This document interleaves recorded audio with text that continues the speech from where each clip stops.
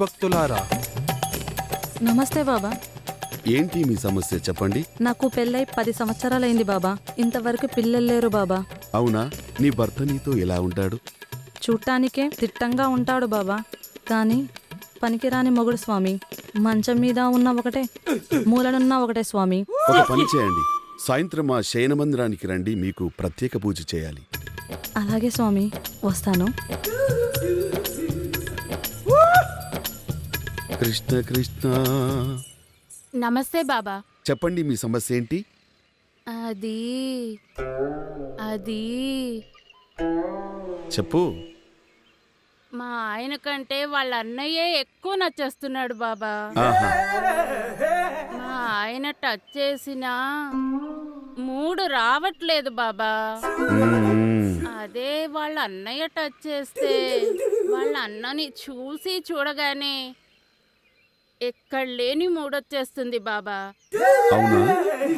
వాళ్ళ అన్నయ్య నా వశం కావాలంటే ఏం చేయాలి బాబా? విషం పెట్టాలి బాలిక. కంగారు పడ్డావా? ఆ కార్యక్రమాన్ని చేయడానికి చాలా రిస్క్ తీసుకోవాలి. ఎంత రిస్క్ అయినా చేస్తాను స్వామి. దానికి వేరే పూజ ఉంటుంది. సాయంత్రము తలంటు స్నానం చేసి మల్లెపూలు పెట్టుకుని తెల్ల చీర కట్టుకుని శయనమందిరానికి రండి, మీకు ప్రత్యేక పూజ చేయాలి. అలాగే బాబా. నమస్తే.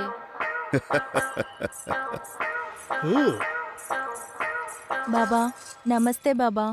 బాబా నాకెన్నో పెళ్లి సంబంధాలు వచ్చాయి బాబా, కానీ అందరూ చూసి వెళ్తున్నారే కానీ ఒక్కరూ నేను నచ్చానని చెప్పట్లేదు బాబా. అది లేదే? ఏది బాబా? నీ చేతిలో కళ్యాణ గీత లేదే, అందుకే నీకు వివాహం జరగటం లేదు. నీకు ఘాటు పూజ చేయాలి. పూజ ఘాటుగా ఉన్నా నీ వివాహం నీటిగా జరుగుతుంది. మీరు ఈరోజు సాయంత్రము మా శయన మందిరానికి రండి, మీకు ప్రత్యేక పూజ చేయవలసి ఉంటుంది. అలాగే కృష్ణ కృష్ణ.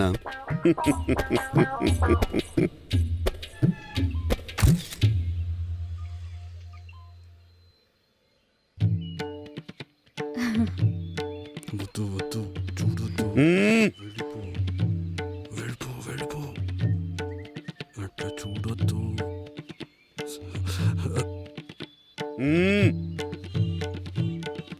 మళ్ళీ చూస్తున్నా. నమస్కారం.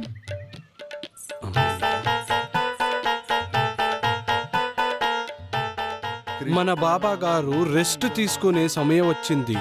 ఈ రోజు ఇంతే, అందరూ వెళ్ళండి. నమస్కారం. ధర్మకర్తల వారికి ప్రణామములు.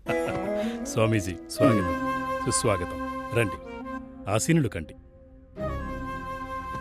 హే కృష్ణ, మీరు పిలిపించిన పని? గురూజీ, వచ్చే శుక్రవారం శ్రీకృష్ణాష్టమి. ఏర్పాట్లు ఘనంగా ఉండాలి. ఈ కృష్ణాష్టమికి మనమనుకున్న పని పూర్తి కావాలి. కనీసం 10 మందినైనా మన ఆశ్రమంలో చేర్పించాలి. టార్గెట్ పెట్టుకోండి. వారికి మన ఆశ్రమ ధర్మాలు బోధనలు నేర్పించి వారిని బృందావన గోపికలుగా మార్చాలి. అనునిత్యము వారితో పూజలు జరిపిస్తూ ఉండాలి. ఆశ్రమ ధర్మకర్తలు, మీరు చెప్పినట్టే చేస్తాము. అది మా కర్తవ్యము. మీరు నిశ్చింతగా ఉండండి, మీరనుకున్న పని నెరవేరబోతుంది. సరే, మాకు సెలవిప్పించండి. జై శ్రీకృష్ణ. శుభం. సంతోషం.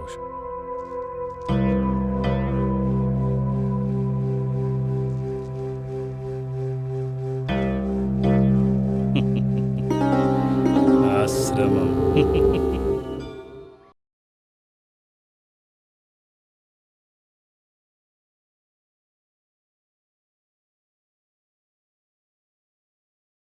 ఎందుకో రమ్మన్నారట.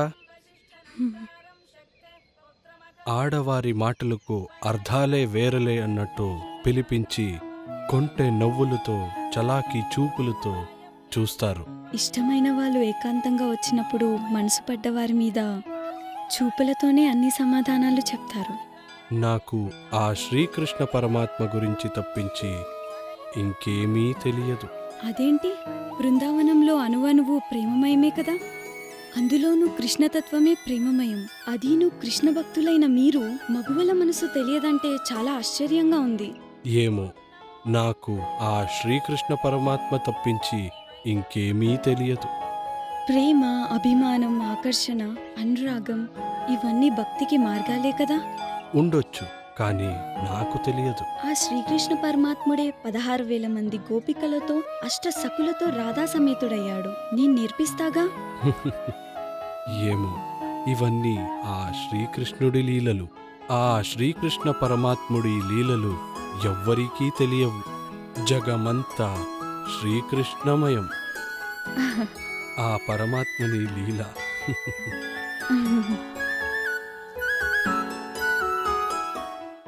స్వామి, ఎందుకు ఈ మధ్య నన్ను దూరం పెడుతున్నారు?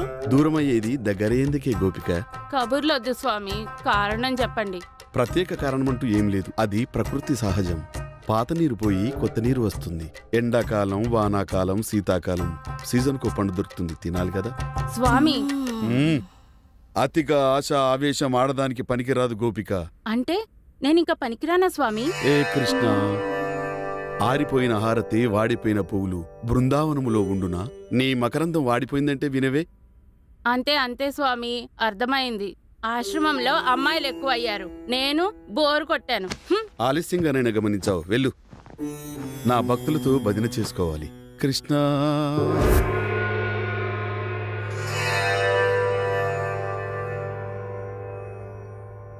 ఇది సత్యాన్వేషణ పూజ. నిజం చెప్పడం వల్ల నీ మనసు తేలికైపోతుంది. నువ్వు అనుకున్న కోరిక సిద్ధిస్తుంది. అలాగే స్వామి. ఇప్పుడు చెప్పు, నీ భర్తతో కాకుండా ఇంకెవరితోనూ అక్రమ సంబంధం ఉందా? ఉహుం, చెప్పు. ఉహుం. లేదు స్వామి, లేదు స్వామి. ముందే చెప్పాను నిజం చెప్పాలని. నిజమే చెప్పు, లేకపోతే నీ ప్రాణానికి అపాయం కలుగుతుంది. నా జీవితంలో జరిగినవన్నీ చెప్పేస్తాను స్వామి. నాకు సీను అనే ఒక అబ్బాయితో శారీరక సంబంధం ఉంది. నేను పెద్ద మనిషి అయిన తర్వాత పాపారావు అన్న పురుషుడితో అక్రమ శారీరక సంబంధం ఉంది. ఇంకా మీరిక ఏకాంత మందిరములకి రండి, మీకు పిల్లలు పుట్టే పూజ చేస్తా. శుభం గోపిక, శుభం. వెళ్ళండి.